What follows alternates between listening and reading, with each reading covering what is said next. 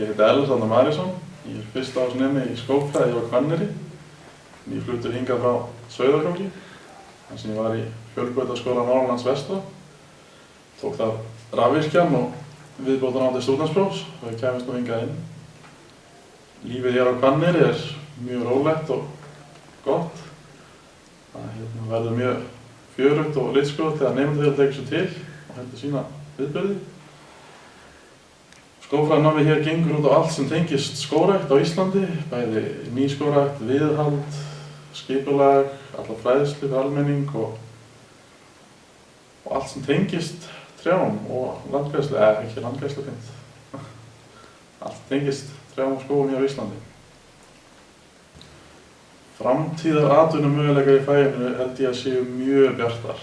Það er að koma upp hér heljarlega mikið af skógi.